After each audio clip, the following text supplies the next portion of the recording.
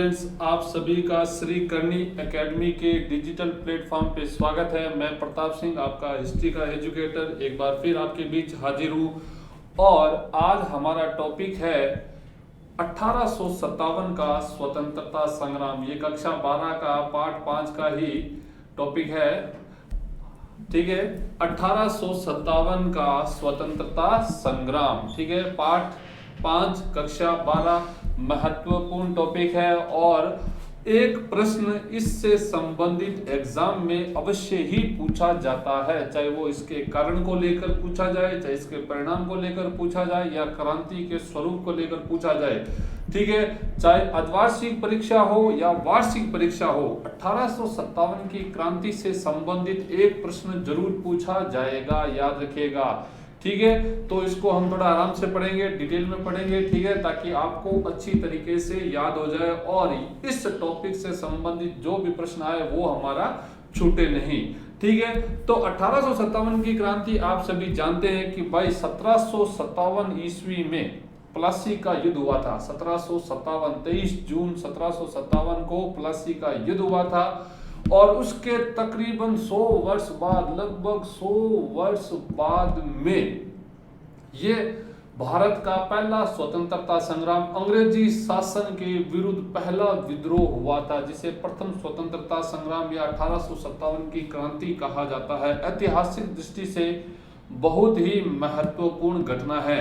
ठीक है, तो सबसे पहले इस घटना के कारणों के बारे में चर्चा करेंगे। ठीक है, इस घटना के कारणों के बारे में चर्चा करेंगे कि भाई इस क्रांति के प्रारंभ होने के या होने के कारण क्या रहे थे। ठीक है, तो सबसे पहला जो कारण आता है हमारा वो आएगा राजनीतिक कारण, कि भाई पहला कारण क्या है हमारा, इसमें राजनीतिक कारण आएगा। क्या आएगा? राजनीतिक कारण होगा, याद रखिएगा।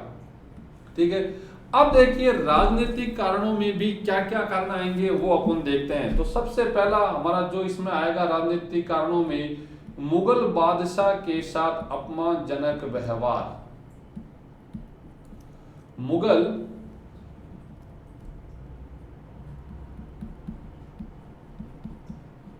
बादशाह के साथ अपमानजनक व्यवहार। मुगल बादशाह के साथ अपमानजनक व्यवहार, याद रखिएगा। इसमें अब क्या है कि भाई आपको पता होगा कि शुरुआत में 1765 ईस्वी इलाहाबाद की संधि हुई थी। ठीक है ना, उस समय जो मुगल बादशाह थे वो थे आपके शाह आलम द्वितीय, और उसके बाद में अंग्रेजों के संरक्षण में चले गए थे मुगल बादशाह। ठीक है, और हालांकि बीच में वो कुछ समय तक मराठों के संरक्षण में रहे थे, लेकिन 1803 ईस्वी में वापस दिल्ली पर किसका अधिकार हो गया था? अंग्रेजों का अधिकार हो गया था। और इस समय जो मुगल बादशाह थे वो कौन थे? बहादुर शाह जफर। उस समय के मुगल बादशाह कौन थे? बहादुर शाह जफर थे। ठीक है, तो इनके साथ में जो अंग्रेज गवर्नर जनरल थे, इनका जो व्यवहार था उचित नहीं था। जैसे कि भाई आगे अब लॉर्ड कैनिंग ने घोषणा कर दी कि अब भाई जो बहादुर शाह जफर है ये अपना कोई भी उत्तराधिकारी मनोनीत नहीं करेंगे, ये मुगल बादशाहत की पदवी को छोड़ देंगे। लॉर्ड डलहौजी ने इन्हें लाल किला खाली करने को कह दिया था कि भाई अब आप क्या करें, लाल किला खाली कर दें, अब आपकी बादशाहत क्या है, केवल नाम मात्र की है, कुछ समय की ही है, और आप अपना उत्तराधिकारी मनोनीत नहीं कर सकते। ठीक है, और बहादुर शाह को जो कुछ रियायतें दी जाती थी और इनकी जो सम्मान पदवी दी जाती थी वो भी अब इनसे क्या ले ली गई? वापस ले ली गई थी। याद रखिएगा, क्या कर ली गई थी? वापस ले ली गई थी। इससे क्या हुआ कि जो भारतीय मुसलमान थे वो नाराज हो गए, क्योंकि वो बहादुर शाह को अभी भी सैद्धांतिक तौर पर अपना सम्राट मानते थे, और उनके साथ में अंग्रेजों ने जो व्यवहार किया इससे वो नाराज हो गए थे। भारतीय मुस्लिम लोग विशेषकर, हालांकि सभी भारतीय इन्हें अपना शासक मानते थे, लेकिन विशेषकर मुस्लिम लोग इनसे क्या हो गए थे? नाराज हो गए थे अंग्रेजों से। तो ये एक कारण है राजनीतिक कारणों में कि मुगल बादशाह के साथ अपमानजनक व्यवहार। और आपको ये भी ध्यान रखना है कि इस समय मुगल शासक कौन थे? तो इस समय के जो मुगल शासक थे वो थे बहादुर शाह जफर। ठीक है ना। बहादुर शाह द्वितीय भी कहा जाता है, इन्हें क्या कहा जाता है, बहादुर शाह द्वितीय भी कहा जाता है। और ये जफर नाम से शायरी लिखते थे, उर्दू में शायरी लिखते थे, इसीलिए इनका सब नाम क्या है, उपनाम जफर भी आता है, याद रखिएगा। अब हमारा जो दूसरा कारण है राजनीतिक कारणों में, वो है सहायक संधि। क्या है, सहायक संधि, दूसरा कारण। ठीक है, दूसरा कारण देखिए, सहायक संधि में एक शर्त यह थी कि अंग्रेज रेजिडेंट या कंपनी राज्यों के आंतरिक मामलों में दखल नहीं देगी, लेकिन आगे चल के कंपनी ही सर्वे सर्वा बन गई थी। ये सहायक संधि शुरुआत में तो अच्छी लगी थी शासकों को, लेकिन बाद में इसके जब दोष उजागर हुए तो बहुत से भारतीय शासक इनसे क्या हो गए, नाराज हो गए थे। किससे, अंग्रेजों से, सहायक संधि की शर्तों से क्या हो गए थे, नाराज हो गए थे। ठीक है, तीसरा कारण अपन देखें जो महत्वपूर्ण फैक्टर है, दल सहायक संधि किसने चालू की थी, ये भी याद रखिएगा, वेलेजली ने। किसने शुरू की थी, वेलेजली ने। और फिर आता है आपके एक और कारण, गोद निषेध नीति। क्या आता है, गोद निषेध नीति। और ये किसने लागू की थी, डलहौजी ने। किसने लागू की थी, डलहौजी ने। गोद निषेध नीति को लेकर भी भारतीय जनता में अंग्रेजों के प्रति काफी असंतोष था। और गोद निषेध नीति क्या थी, यदि किसी भारतीय शासक के संतान नहीं है, तो खासकर पुत्र नहीं है, तो वह अब किसी भी दत्तक पुत्र को गोद नहीं ले सकता, अपने रिश्तेदार के किसी भी पुत्र को गोद नहीं ले सकता था। और उसकी मृत्यु के बाद उसके राज्य को ब्रिटिश साम्राज्य में मिला लिया जाएगा, याद रखिएगा। ठीक है ना, ब्रिटिश साम्राज्य में मिला लिया जाएगा। तो राजनीतिक कारणों में भी अलग अलग कारण पढ़ रहे हैं हम। ठीक है, तो पहला है मुगल बादशाह के साथ अपमानजनक व्यवहार, दूसरा है सहायक संधि जो वेलेजली ने लागू की थी। सहायक संधि की एक दोष ये भी कह लो कि इसमें जो सैनिक खर्च तय किया जाता था वो काफी ज्यादा होता था, और इससे कई राज्य आर्थिक रूप से क्या हो गए थे, दिवालिये हो गए थे। ठीक है, फिर आता है हमारा एक गोद निषेध नीति। ठीक है, जो किसने लागू की थी, डलहौजी ने लागू की थी, याद रखिएगा। किसने लागू की थी, डलहौजी ने लागू की थी। फिर आता है एक चौथा कारण हमारा इसी में राजनीतिक कारणों में, कुशासन के आधार पर अवध को हड़पना। कुशासन के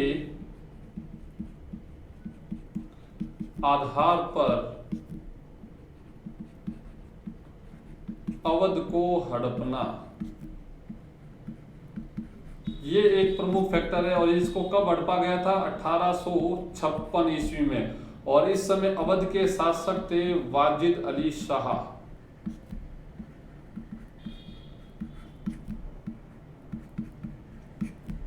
वाजिद अली शाह, और इनकी बेगम कौन थी, लखनऊ से हजरत बेगम, याद रखिएगा। ठीक है ना, इनकी बेगम कौन थी, हजरत बेगम, जिन्होंने लखनऊ से क्रांति का नेतृत्व किया था। ठीक है, अब देखिए कुशासन के आधार पर अवध को हड़पना, इससे कैसे भारतीय जनता में संतोष फैला। देखिए मैंने अभी बताया कि 1765 ईस्वी में इलाहाबाद की संधि हुई, लेकिन मैंने पिछले वीडियो में भी आपको बताया था जब अपन ने प्लासी बक्सर का युद्ध करा था, तो इलाहाबाद की दो संधियां की गई थी, 1765 में ही की गई थी। एक तो की गई थी मुगल शासक शाह आलम द्वितीय के साथ में, और उसने अंग्रेजी संरक्षण स्वीकार कर लिया था। और दूसरी की गई थी उस समय के अवध के शासक, कौन था, सुजाउदौला के साथ में की गई थी। उस समय के अवध के शासक सुजाउदौला के साथ में की गई थी, और तब से अवध अंग्रेजों का मित्र था। तो अब अवध को क्यों हड़पा, और वो भी किसके आधार पर, कुशासन के आधार पर, क्योंकि गोद निषेध नीति के तहत तो हड़प नहीं पा रहे थे, क्योंकि वाजिद अली साहब की संतानें थी। ठीक है, तो कुशासन के आधार पर हड़पा गया। तो इसके पीछे लॉर्ड डलहौजी की क्या मंशा थी कि भाई अवध उस समय एक संपन्न राष्ट्र था। क्या था, अवध उस समय एक क्या था, संपन्न राष्ट्र था, और वह इसे एक ब्रिटिश मार्केट के तौर पर यूज करना चाहता था लॉर्ड डलहौजी। ठीक है ना, वो उसे एक ब्रिटिश साम्राज्य का एक बहुत बड़ा मार्केट बाजार बनाना चाहता था, क्योंकि संपन्न था। तो इसी उद्देश्य की पूर्ति के लिए उसने अवध को हड़प लिया। अब भारतीय लोगों ने यह सोचा कि अवध अंग्रेजों का इतना पुराना मित्र है, जब अंग्रेजों ने अवध को ही नहीं छोड़ा तो हम कैसे अंग्रेजों पर विश्वास कर सकते हैं, तो हम कैसे अंग्रेजों पर विश्वास कर सकते हैं। पांचवा कारण आता है इसके अंतर्गत जमींदारों को नाराज करना। जमींदारों को नाराज करना। जमींदारों, देखिए 1854 ईस्वी में एक कमीशन गठित किया गया था, इनाम कमीशन। याद रखिएगा, इनाम कमीशन का गठन किया गया था। और 1854 ईस्वी में गवर्नर कौन था? जीजी, गवर्नर जनरल। और ये था आपके डलहौजी। इसी ने इनाम कमीशन का गठन किया था। याद रखिएगा, इनाम कमीशन का क्या किया था? गठन। और इसमें जमींदारों की जागीरों की जांच की गई थी। जमींदारों की जागीरों की जांच की गई थी और तकरीबन 20,000 जागीरें जब्त कर ली गई। तकरीबन 20,000 जागीरें क्या कर ली गई? जब्त कर ली गई। ठीक है ना। यहाँ 35,000 जागीरों की जांच की गई थी और 20,000 से ज्यादा जागीरों को क्या कर लिया गया? जब्त कर लिया गया। अब जमींदारों की जागीरदारी को जब्त कर लोगे तो जमींदार क्या रहेंगे? नाराज रहेंगे। ठीक है ना। स्थायी बंदोबस्त किया था कॉर्नवालिस ने, जिससे जमींदारों को अंग्रेजों का मित्र बना दिया था। लेकिन इनाम कमीशन ने जमींदारों को अंग्रेजों का क्या कर दिया था? शत्रु बना दिया था। ठीक है। नेक्स्ट देखते हैं छठा कारण, राजनीतिक कारणों में लास्ट है 1833 का अधिनियम। 1833 का अधिनियम पारित हुआ था। याद रखिएगा, 1833 का एक अधिनियम पारित हुआ था और इसमें भेदभाव समाप्त करने का प्रावधान था। और इसमें क्या था? भेदभाव को समाप्त करने का प्रावधान था। इसमें भेदभाव को समाप्त करने का प्रावधान किया गया था। लेकिन भाई इसमें यह कहा गया था कि किसी भी व्यक्ति के साथ धर्म, जाति, लिंग, ठीक है, नस्ल के आधार पर कोई भेदभाव नहीं किया जाएगा। लेकिन अंग्रेजों ने कभी भी इस पे जोर दे के कार्य नहीं किया, यानी कि इस नियम का उन्होंने सही तरीके से पालन नहीं किया था। तो ये हम पढ़ रहे थे 1857 की क्रांति के राजनीतिक कारण। और राजनीतिक कारण भी हम कितने पढ़े हैं? प्रमुख रूप से 6 पढ़े हैं। तो महत्वपूर्ण है, याद रखिएगा। पहला, मुगल शाह बादशाह के साथ अपमानजनक व्यवहार, और उस समय मुगल बादशाह कौन थे? बहादुर शाह जफर। दूसरा, सहायक संधि से भी लोग खफा थे। तीसरा है गोद निषेध नीति, यह तो एक असंतोष का भारी कारण था। और कुशासन के आधार पर अवध को हड़पना। याद रखिएगा, किसको? अवध को हड़पना। तीसरा, जमींदारों को नाराज करना। क्यों करना? कि भाई 1854 ईस्वी में लॉर्ड डलहौजी ने एक इनाम कमीशन गठित किया था जमींदारों की जागीरों की जांच करने के लिए, और इसमें 20,000 से अधिक जागीरें जब्त कर ली गई। इससे जमींदार क्या हो गए थे? नाराज हो गए थे। फिर आता है 1833 का अधिनियम। इसमें क्या होता है कि भाई इसमें कहा गया था कि धर्म, जाति, नस्ल के आधार पर किसी भी व्यक्ति के साथ कोई भेदभाव नहीं किया जाएगा। लेकिन अंग्रेजों ने इस कानून की ओर कभी कोई ध्यान नहीं दिया, यानी कि इसका पालन सही ढंग से कभी भी नहीं किया था। तो ये थे हमारे 1857 की क्रांति के क्या थे? राजनीतिक कारण थे। याद रखिएगा, कौन से कारण थे? राजनीतिक कारण थे। अब आगे बढ़ते हैं दूसरे कारण की तरफ। दूसरा कारण है हमारा सामाजिक कारण। क्या है दूसरा? हमारा सामाजिक कारण था। ठीक है। अब देखिए सामाजिक कारण में क्या है। अंग्रेजों का एक प्रमुख दोष क्या था? उन्होंने भारतीयों से नस्लीय भेदभाव किया था। क्या किया था? नस्लीय भेदभाव। और वो कैसा था? रंग को लेकर था, काला गोरा। ये कैसा था? रंग को लेकर था, काला गोरा को लेकर। अंग्रेज ब्रिटेन से आए थे, वहां की जलवायु ऐसी है कि उनका रंग गोरा है, उनकी नस्ल ऐसी है कि उनका रंग गोरा है, और भारतीय लोगों का रंग अपेक्षाकृत काला है। उनकी अपेक्षा क्या है? काला है। एकदम अफ्रीकन जैसे लोगों का नहीं, जैसा नहीं है, लेकिन काला है उनकी अपेक्षा। हालांकि साउथ इंडियन लोगों का रंग अभी काला है। ठीक है। तो प्रमुख रूप से उनका भेदभाव क्या था कि हम गोरे हैं और वो गोरे हैं और हम काले थे, इसलिए। ठीक है। तो उन्होंने गोरे काले का भेदभाव किया। अंग्रेज अपने आप को उच्च नस्ल का मानते थे कि हम जातीय रूप से, नस्लीय रूप से क्या है? भारतीयों से बहुत श्रेष्ठ हैं। और बक्सर के युद्ध में, प्लासी के युद्ध में उन्होंने ये सिद्ध भी किया था।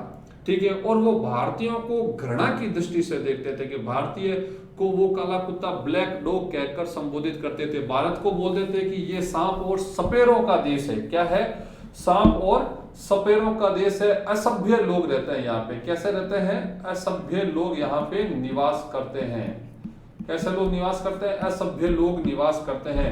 आप भारत में रहकर भारत के साथ व्यापार कर रहे हो, यहाँ का आप माल लेके जा रहे हो, यहाँ पे अपना माल बेच रहे हो, भारत से धन लेके जा रहे हो और भारतीयों को ही आप भला बुरा कह रहे हो और भारतीयों के मन में असंतोष पैदा नहीं होगा, ऐसा तो हो नहीं सकता। ठीक है, दूसरा कारण क्या आता है इसमें कि देखिए, एक तो नस्ली भेदभाव हो गया, गोरे काले का यही प्रमुख कारण था। फिर आता है कि भाई अंग्रेजों ने कुछ कानून बनाए ऐसे, ठीक है ना, क्या बनाए, कुछ कानून बनाए थे।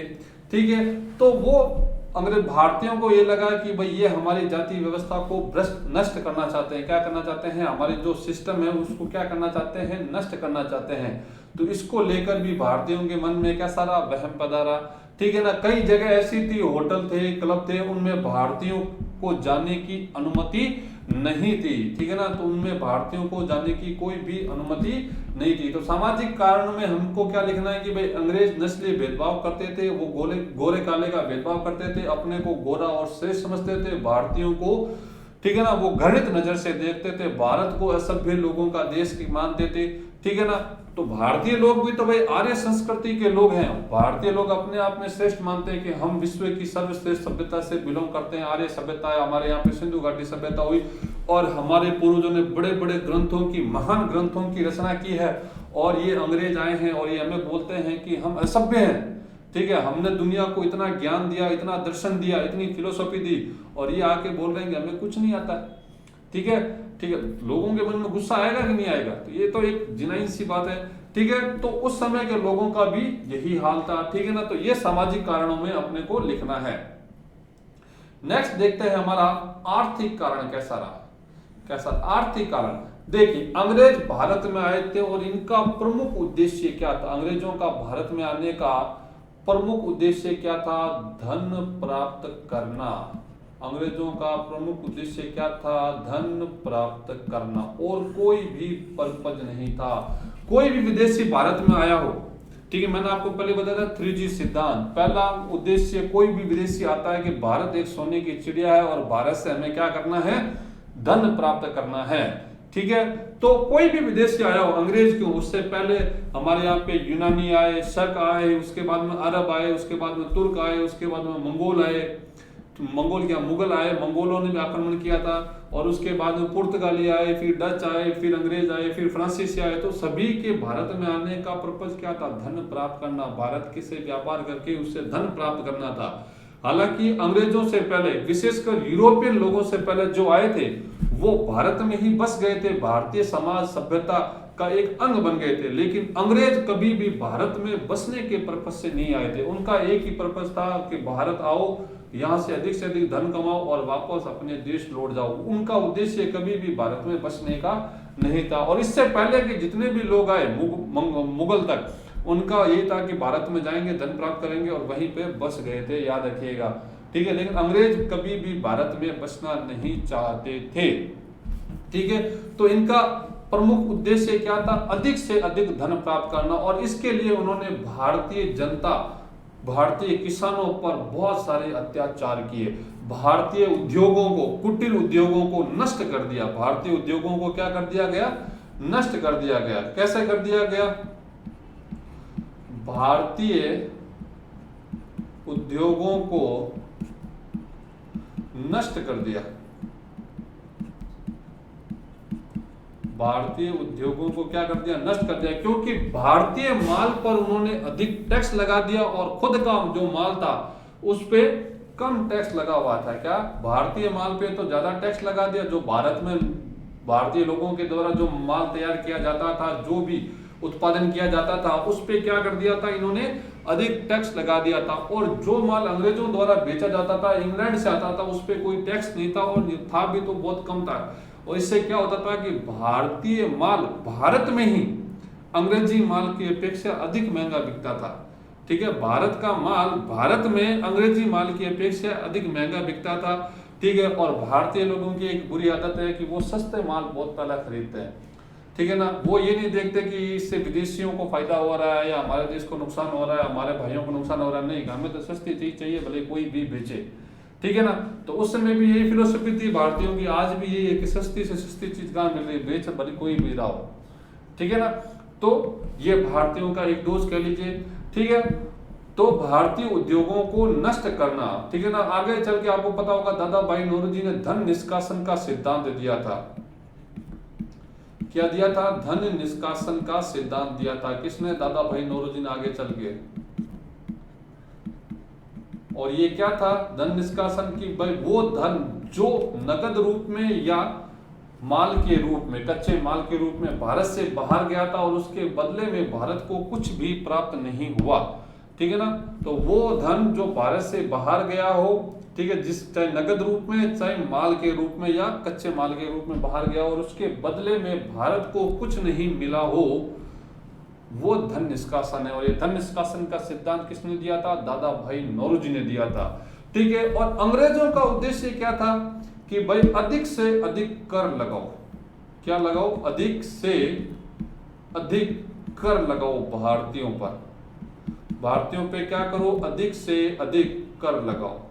और अंग्रेजों के समय जो कर की दर थी वो 50 से 70% तक के बीच रहती थी। चाहे कोई सा बंदोबस्त ले लो, ठीक है, चाहे स्थायी बंदोबस्त हो, चाहे रैयतवाड़ी हो, चाहे महलवाड़ी बंदोबस्त हो, ठीक है ना। तो सब में कर की दर हमेशा 50% से ऊपर रखी जाती थी।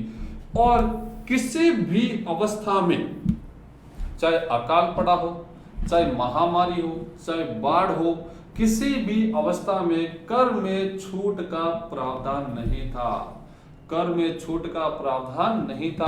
कर को वसूल करने में बहुत बहुत कठोरता की जाती थी, ठीक है ना। जो किसान कर नहीं दे सकता था उससे उसकी भूमि को छीन लिया जाता था और आगे बेच दिया जाता था। तो बहुत से किसानों को अपनी जमीन से हाथ धोना पड़ा। और इन अंग्रेजों की आर्थिक नीति के कारण ही एक परिणाम आता है आपके। क्या आता है? अंग्रेजों की जो आर्थिक नीति थी, गांवों की जो स्वायत्ता थी वो क्या हो गई? समाप्त हो गई। गांवों की जो स्वायत्ता थी वो क्या हो गई? समाप्त हो गई, ठीक है ना। गांवों की स्वायत्ता क्या कि पहले हमारे जो गांव थे वो अपने आप में आत्मनिर्भर थे। हमारे जो पहले गांव थे वो क्या थे? अपने आप में आत्मनिर्भर थे। यानी कि शहरों और गांवों के बीच में लेन देन बहुत बहुत कम होता था। गांव अपनी आवश्यकताओं की पूर्ति अपने आप में कर लेता था, ठीक है। यानी कि गांव की जो भी आवश्यकता है गांव के लोग आपस में मिलजुल के पूरे गांव की आवश्यकता को पूरी कर लेते थे, ठीक है ना। और गांव अपने आप में क्या थे? आत्मनिर्भर थे। गांव और शहरों के बीच में कनेक्शन बहुत कम था। लेकिन अंग्रेजों ने गांवों की इस आत्मनिर्भरता पे प्रहार किया और गांवों की आत्मनिर्भरता को समाप्त कर दिया, ठीक है। क्योंकि इससे पहले जो कर अदायगी होती थी वो कच्चे माल के रूप में, नगद दोनों रूपों में होती थी, ठीक है। लेकिन अंग्रेजों ने कर की वसूली हमेशा नगद रूप में करने पर जोर दिया था। इसलिए अब किसकी आवश्यकता पड़ने लगी? धन की, नगद की, ठीक है ना। पहले माल देके आप अपना काम चला सकते थे, लेकिन अब क्या चाहिए? नगद धन चाहिए ही चाहिए, ठीक है ना। तो ये बात आप याद रखिएगा। और अंग्रेजों की आर्थिक प्रणाली के परिणाम स्वरूप बहुत से किसानों को अपनी भूमि से बेदखल होकर शहरों की ओर प्रस्थान करना पड़ा। काम धंधे की खोज में जाना तो पड़ेगा ही, तो शहरों की ओर प्रस्थान करना पड़ा। इससे शहर, बड़े बड़े शहरों का निर्माण हुआ, शहरों की जनसंख्या बढ़ी। और जब शहरों की जनसंख्या बढ़ती है तो अपराध भी बढ़ता है, याद रखिएगा, ठीक है ना। तो ये बातें थी आर्थिक कारणों में। तो प्रमुख बात क्या है अपने को? अंग्रेजों का प्रमुख उद्देश्य था अधिक से अधिक धन प्राप्त करना। उन्हें भारतीयों से किसी भी प्रकार का कोई लेना देना नहीं था। किसानों से अधिक कर वसूल करना, चाहे अकाल हो चाहे बाढ़ हो, किसी भी अवस्था में कर को माफ नहीं किया जाता था। उल्टा कर वसूली में अधिक से अधिक कठोरता की जाती थी। कर वसूली में अधिक से अधिक क्या की जाती थी? कठोरता की जाती थी, ठीक है ना। और कर नहीं देने पर किसानों से भूमि ले ली जाती थी और भूमि दूसरों को बेच दी जाती थी। और आपको अब क्या बताएं, इतनी कठोरता से कर वसूल किया जाता था कि उस समय का जो कई पिक्चर देख के दिल में बड़ी ही ठेस पहुंचती है, ठीक है ना। तो आगे देखते हैं, आगे नेक्स्ट कारण हमारा कौन सा है। फिर आता है हमारा एक कारण आता है सैनिक कारण। क्या आता है? सैनिक कारण। बहुत से विद्वान 1857 की क्रांति को सैनिक विद्रोह की संज्ञा देते हैं कि भाई ये कोई जन क्रांति नहीं थी। कैसी थी? सैनिक क्रांति थी, सैनिकों का विद्रोह था। ये कुछ असंतुष्ट सैनिकों का विद्रोह था।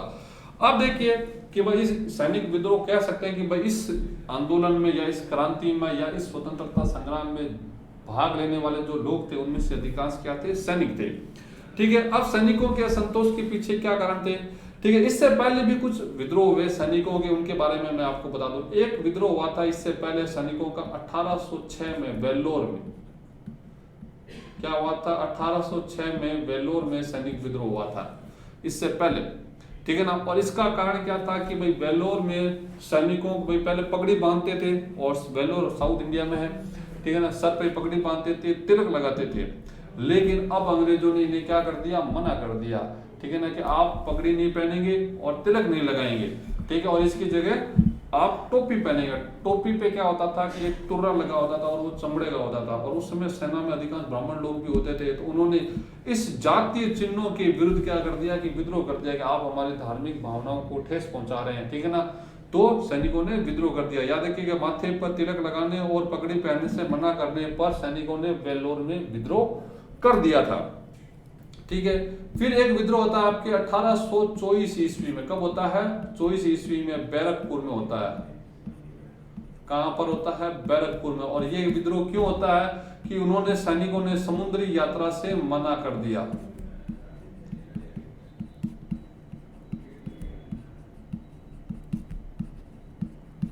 समुद्री यात्रा से मना कर दिया। इस समय आपको पता होगा कि आपके आंग्ल म्यांमार युद्ध चल रहा था। म्यांमार से, बर्मा से युद्ध चल रहा था उस समय। म्यांमार को क्या बोला जाता था? बर्मा। बर्मा युद्ध चल रहा था और सैनिकों को समुद्री रास्ते से बर्मा भेजा जा रहा था। कहां पे? बर्मा भेजा जा रहा था। लेकिन सैनिकों ने समुद्री यात्रा करने से मना कर दिया, क्योंकि भारतीय शास्त्रों में कहीं जगह समुद्री यात्रा की मनाही की गई है कि भाई समुद्री यात्रा करेंगे तो हम क्या हो जाएंगे? मलेच्छ हो जाएंगे, अपवित्र हो जाएंगे। क्या हो जाएंगे? अपवित्र हो जाएंगे, अछूतों जैसा हो जाएगा। ठीक है, और इससे हमारा धर्म भ्रष्ट हो जाएगा। तो सैनिकों ने समुद्री यात्रा करने से मना कर दिया। ये दो प्रमुख विद्रोह है जो इस क्रांति से पहले सैनिकों ने किया था। ठीक है, और भी क्या कारण थे सैनिकों? अब देखिए, आम जनता के साथ भेदभाव किया जा रहा है। ठीक है, इसके अलावा सैनिकों से भी भेदभाव किया जा रहा है। सैनिकों से भी क्या किया जा रहा है? भेदभाव। और ये भेदभाव क्या है? सुविधाओं को लेकर। भेदभाव क्या है? सुविधाओं को लेकर और वेतन को लेकर। ठीक है ना, देखिए, समान रैंक पर एक भारतीय सैनिक है और एक यूरोपीय सैनिक है, तो उसका वेतन भारतीय सैनिक की अपेक्षा अधिक है। ठीक है, उसको अधिक सुविधाएं दी जा रही है, एक अच्छा वातावरण दिया जा रहा है। जबकि भारतीयों को कीड़ों मकोड़ों की तरह रखा जा रहा था। कैसे? उनकी कोई परवाह नहीं थी। भारतीय सैनिकों को कीड़ों मकोड़ों की तरह दुनिया के किसी कोने में फेंका जा रहा है, कभी कहाँ भेजा जा रहा है, कभी कहाँ। ठीक है, कोई सुविधा नहीं, कोई भत्ता नहीं, कोई ज्यादा वेतन नहीं दिया जा रहा था। ठीक है ना, और उनको ट्रेनिंग के दौरान भी बहुत ज्यादा प्रताड़ित किया जाता था। ठीक है, तो भारतीय सैनिकों से भी कोई भी भारतीय सैनिक कितना भी अच्छा काम कर ले, प्रमोशन नहीं मिलता था, ना के बराबर प्रमोशन मिलता था। भाई अंग्रेजों ने कह रखा था कि भारतीय लोगों को भाई 2 पोस्ट से ज्यादा प्रमोशन नहीं लेना। तो भारतीय कितना ही अच्छा काम करे, कितनी वीरता से लड़े, कितना ही अनुशासित रहे, प्रमोशन नहीं मिलता था। जबकि यूरोपीय सैनिकों का तुरंत प्रमोशन हो जाता था। तो ये था, सैनिकों के साथ भी भेदभाव चल रहा था, सुविधाओं को लेकर, वेतन को लेकर। ठीक है ना, इसके अलावा एक कानून और आया था आपके। ठीक है, सैनिक अधिनियम पारित किया था अंग्रेजों ने। एक सैनिक अधिनियम पारित किया था, याद रखिएगा। और इसमें क्या था कि यदि किसी भारतीय सैनिक को युद्ध के लिए ब्रिटिश सरकार दुनिया के किसी भी कोने में भेजना चाहे तो सैनिक मना नहीं कर सकता। आप सैनिकों को भर्ती करने से पहले ही उनसे साइन करवा लिए जाते थे कि अगर आपको ब्रिटिश सरकार दुनिया के किसी भी कोने में भेजे तो आप वहां पे जाने से मना नहीं करोगे। तो याद रखिएगा, तो ये सैनिक अधिनियम पारित किया था अंग्रेजों ने। ठीक है, तो एक तो सैनिक कारणों में क्या हो जाएगा कि भाई एक तो पहले भी सैनिक विद्रोह होते रहे। एक 1806 में हुआ था वेल्लोर में। ठीक है, और फिर हुआ 1824 ईस्वी में बैरकपुर में। वेल्लोर में क्यों हुआ था? क्योंकि उन्हें माथे पर तिलक लगाने, पगड़ी पहनने से इनकार कर दिया गया था, यानी कि धार्मिक कारणों को लेकर। और 1824 ईस्वी का जो बैरकपुर का विद्रोह हुआ वो भी क्यों हुआ था? धार्मिक यात्रा को लेकर ही हुआ। मतलब धार्मिक कारण, समुद्र यात्रा नहीं करेंगे, हमारा धर्म भ्रष्ट हो जाएगा। ठीक है ना, समाज में हमारी कोई इज्जत नहीं रहेगी। और सुविधाओं को लेकर, वेतन को लेकर, और सैनिक अधिनियम पारित किया कि यदि ब्रिटिश सरकार आपको दुनिया के किसी भी कोने में युद्ध के लिए भेजे तो आप मना नहीं करेंगे। फिर क्या कर दिया, एक डाकघर अधिनियम भी पारित हुआ था आपके 1854 ईस्वी में। डाकघर अधिनियम भी पारित हुआ था और इसमें सैनिकों की निःशुल्क डाक सेवा को समाप्त कर दिया था। सैनिकों की निःशुल्क डाक सेवा को समाप्त कर दिया था। इससे भी सैनिक क्या थे, नाराज थे। निःशुल्क डाक सेवा को क्या कर दिया था, समाप्त कर दिया था और इससे भी सैनिक क्या थे, नाराज थे कि एक तो वेतन बढ़ा नहीं रहे हो, ऊपर से हमारी सुविधाओं में क्या करते जा रहे हो, कमी करते जा रहे हो, ठीक है, हमारे पर प्रतिबंध लगाते जा रहे हो। दूसरा, ट्रेनिंग में हमें इतना प्रताड़ित किया जाता है, हमें कोई सुख सुविधाएं नहीं दी जा रही और यूरोपीय सैनिकों को हमारी अपेक्षा अधिक सुविधा, अधिक वेतन और प्रमोशन भी, और हमें कुछ नहीं मिल रहा। तो सैनिकों में क्या था, भारी असंतोष था, ठीक है। तो हमने राजनीतिक कारण पढ़ लिए, सामाजिक कारण पढ़ लिए, आर्थिक कारण पढ़ लिए, सैनिक कारण पढ़ लिए। अब हमारा जो कारण आता है वो आता है धार्मिक कारण। कौन सा कारण आता है, धार्मिक कारण आएगा हमारा,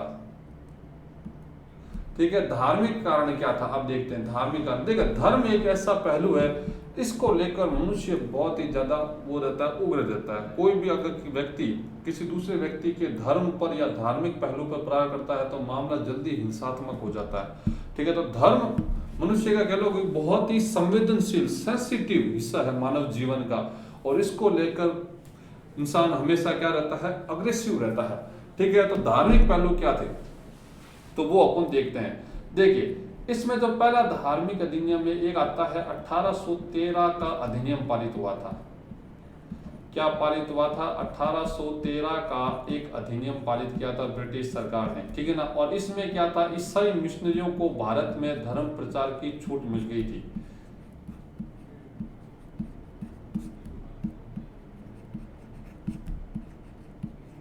ईसाई मिशनरियों को भारत में धर्म प्रचार की इजाजत मिल गई थी कि वो भारत में आ सकते हैं। ईसाई लोग जो धर्म प्रचार का कार्य करते हैं, धर्म गुरु, ठीक है ना, और वो भारत में आके क्या कर सकते हैं, धर्म प्रचार कर सकते हैं। ईसाई मिशनरी आए, यहाँ के लोगों को लोभ द्वारा, प्रलोभन द्वारा, ठीक है, बहला फुसला के क्या करने लगे, धर्म परिवर्तन करने लगे। तो भारतीय लोगों के मन में क्या शंका पैदा हुई, अंग्रेज हमें हमारा धर्म छुड़ा के क्या करेंगे, हम ईसाई बना रहे हैं, हमारा धर्म परिवर्तित करवा रहे हैं। और मैंने अभी कहा कि धर्म को लेकर मनुष्य बहुत ही क्या रहता है, सेंसिटिव रहता है और उसको लेकर जल्द ही उग्र हो जाता है, ठीक है।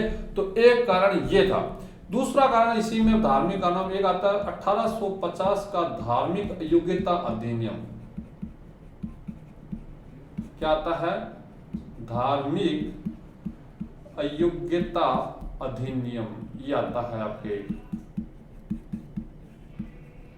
ठीक है ना। अब देखिए, ईसाई मिशनरी भारत में आई कब, 1813 ईस्वी में ईसाई मिशनरी भारत में आए थे, ठीक है। और उन्हें भारत में धर्म प्रचार की छूट मिल गई और उन्होंने बहुत से लोगों को लोभ प्रलोभन दे के वो क्या करने लगे, उन्हें ईसाई बनाने लगे। अब लोग ईसाई बन तो रहे हैं और कुछ लोग ईसाई बनना चाहते हैं, लेकिन वो थोड़ा हिचक रहे हैं।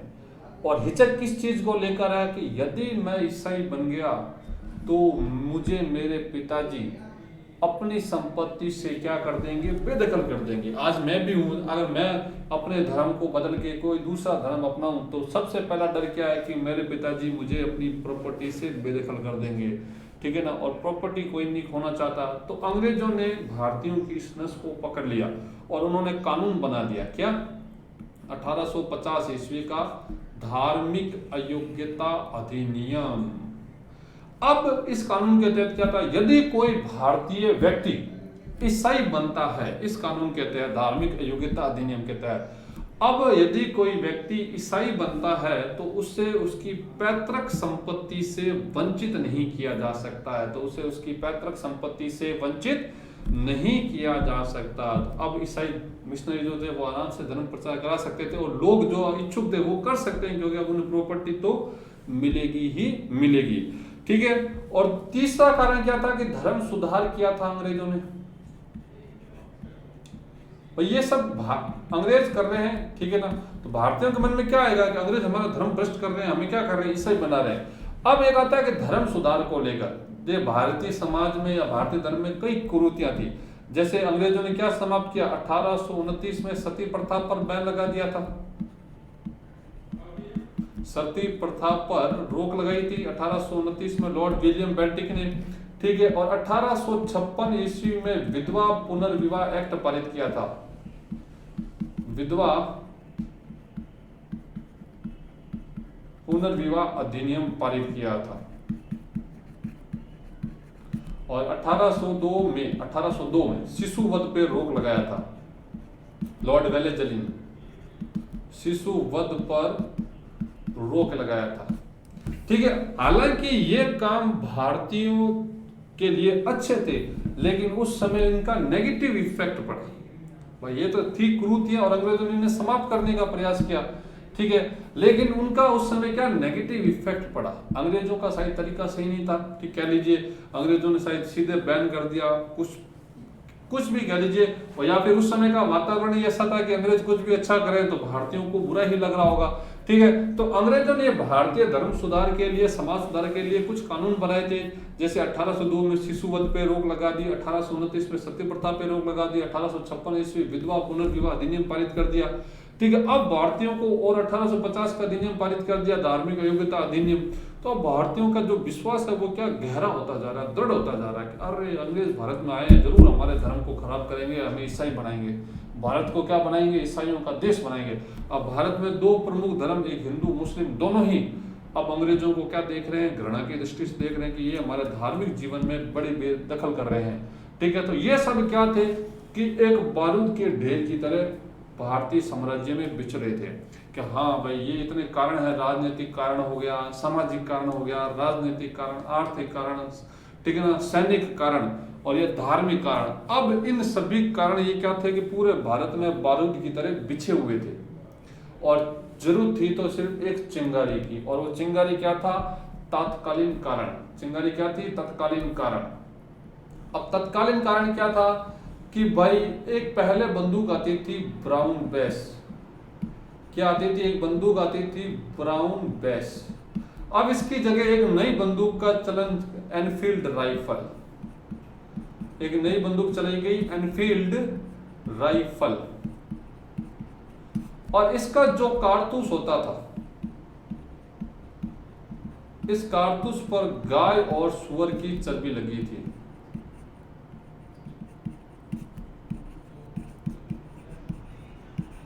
गाय और सुअर की चर्बी लगी हुई थी इस कारतूस पर, ठीक है।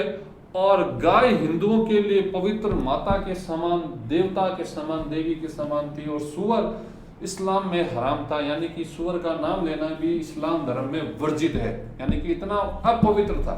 एक तरफ तो गाय पवित्र, जिसे देवताओं से भी ऊंचा दर्जा दिया गया है गौ माता को, ठीक है ना, कई जगह तो देवताओं को गौ माता से उत्पन्न बताया गया है, और सुअर इस्लाम धर्म में सबसे अपवित्र माना गया है, यानी कि उसका नाम लेना भी वर्जित है। आज भी आप कई मुस्लिम कंट्री में जाओ, अगर आप सुअर बोलते हो तो आपको उठा के जेल में डाल दें, ठीक है। तो इस कारतूस पे क्या थी, गाय और सुअर की चर्बी लगी थी, और इस कारतूस को उपयोग में लेने से पहले इसे मुंह से काटना पड़ता था। अब जिस गाय को हम माता मानते हैं और सुअर जिसे वो एकदम अपवित्र मानते हैं, तो इससे कारतूस, इस चर्बी वाले कारतूस, ये कारतूस बोलते हैं इसको, चर्बी वाले कारतूस, और चर्बी किसी की, गाय और सुअर की चर्बी थी। तो इसने उस बारूद के ढेर में क्या किया, विस्फोट का काम किया। क्या किया, विस्फोट का काम किया। और 29 मार्च को आपके बैरकपुर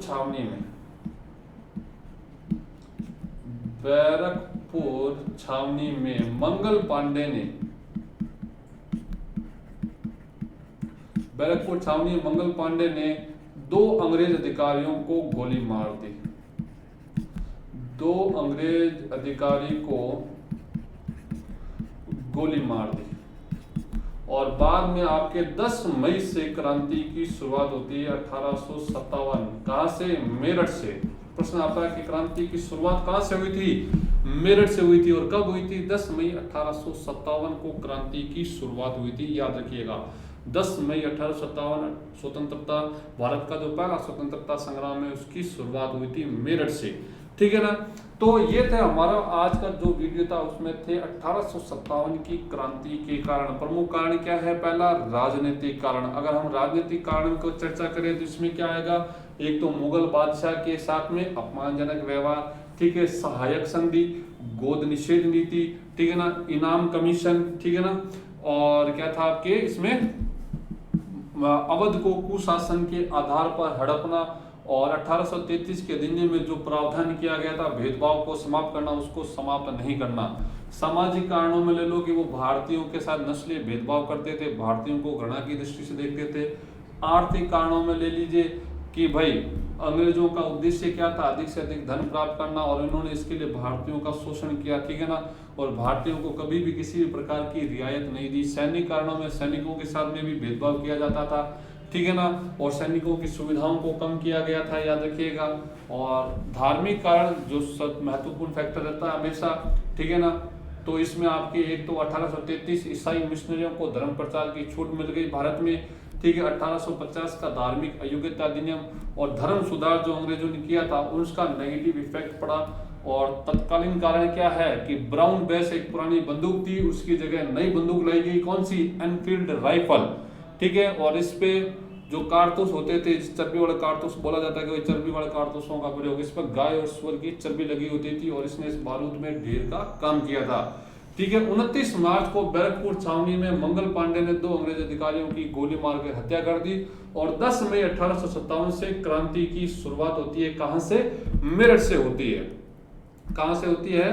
मेरठ से होती है, ठीक है। तो आज की वीडियो में हम कारणों के बारे में ही चर्चा करेंगे, और जो नेक्स्ट वीडियो आएगा उसमें हम 1857 की क्रांति के विस्तार के बारे में, असफलता के कारण और स्वरूप के बारे में देखेंगे, ठीक है। तब क्रांति का स्वरूप कैसा था, क्रांति कहाँ फैली थी, इसके बारे में चर्चा करेंगे।